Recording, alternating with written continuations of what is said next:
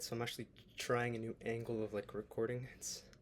I just tilted my computer this way, so it looks different because I had a call with Paul Daly and I noticed that his camera was like off-centered and it was like different and it was like a different perspective and I liked it a lot. I liked how it just made everything feel. It just made things feel more professional for some reason. I don't know why, but it was different. I enjoyed it. So I'm probably gonna be recording like this um, just to try out a new angle.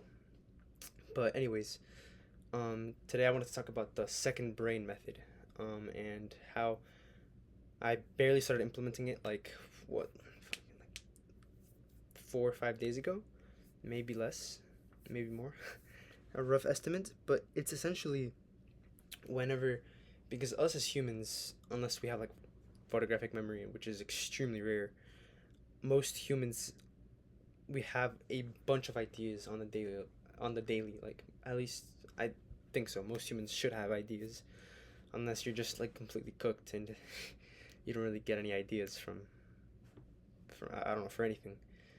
But usually we get a lot of ideas, and what happens is, since most of our attention spans aren't the best, especially with all the forms of like media that we have right now, like TikTok does like kind of doesn't really help with our attention span, but like YouTube Shorts, Instagram Reels, and all these sort of things don't really help with our attention span.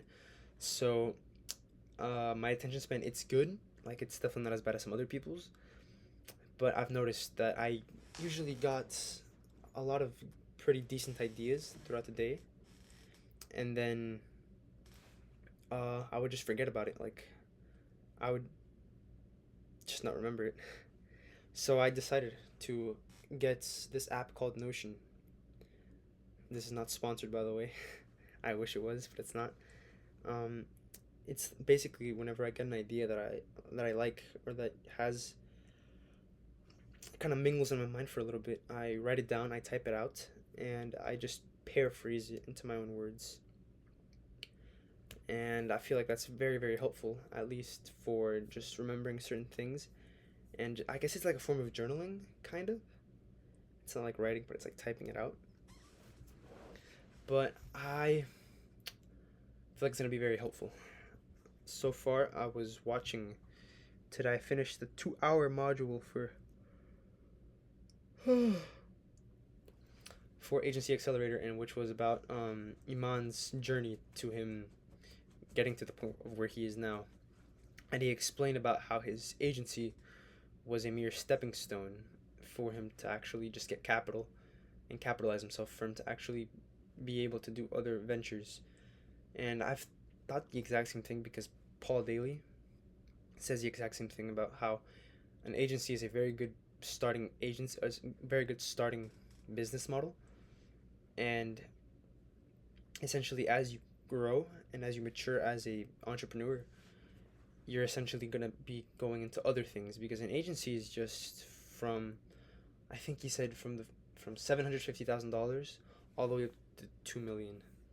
So, and I think once you start scaling past $100,000 a month, like that's when you start finding some scaling issues and some other certain problems within the business that are just complications, I guess, that don't really make having an agency very scalable past that $1 million or $2 million mark.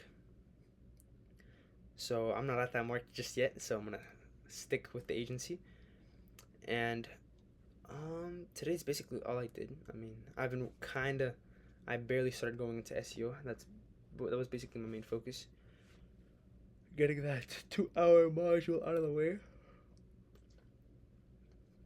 I've been talking with my friend. He's starting his own agency as well. My old friend, I guess I should say, because we haven't really kept contact, but we played in the same football team. And he's going to Michigan State, I'm pretty sure. Either that or UT. Those were his two college options. So he's very, very smart. But he started his own agency. He calls it his own SMMA. I don't know what people call it that. Social media marketing agency, I guess. But it doesn't sound right. So I just say starting your own agency, because yeah, I started my own SMMA. That just doesn't have a good ring to it.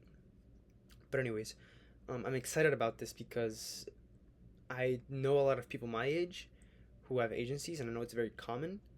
But this is like the first time that I actually have somebody like that I know personally, like on a very personal connection is actually starting something like this.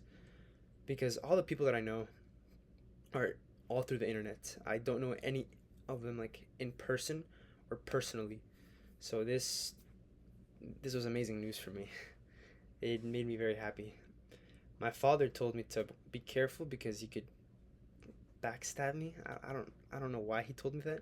Because of course I'm gonna give him insight since he's still new, and I am a little bit more experienced than him. So of course I'm gonna tell him all that I know. It's probably not much more than he does, but still I'm gonna try and help him and try and just guide him down the right path, so that we can bounce off ideas of each other. Because he's very very smart when it comes to just life in general. Like he's very.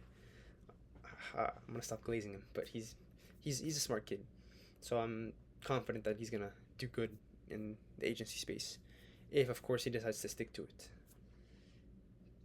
But essentially, another thing that I wanted to talk about today was how I have it written down here in the second brain. Let's pull it up. So there's a bunch of stuff that we covered. Well, first of all, I want to talk about a risk that I've been thinking, because usually I think about risks like in business, like approaching someone or starting a certain business model or trying a certain service, or like risks like those. Those are risks that I'm willing to mitigate and that I actually think about.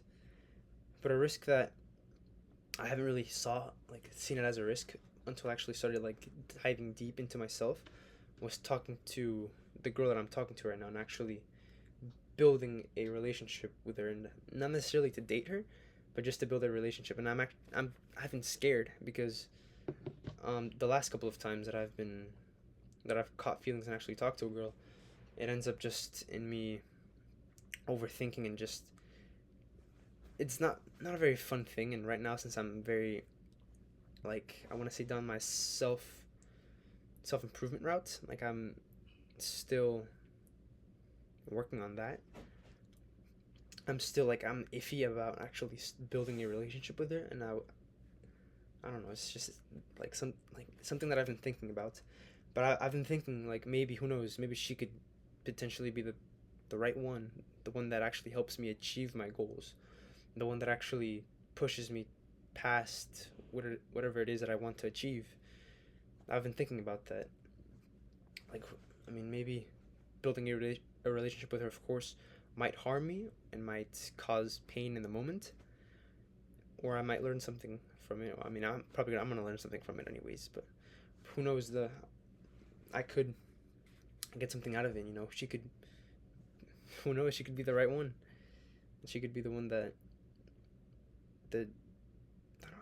I don't want to say soulmate. I don't want to. It's tacky shit. I'm not really into that soulmate stuff. I do believe in it, but I don't really like talking about it. I feel like I don't know, just I'm not a fan of talking about that stuff. And I've been on other things that I wrote down.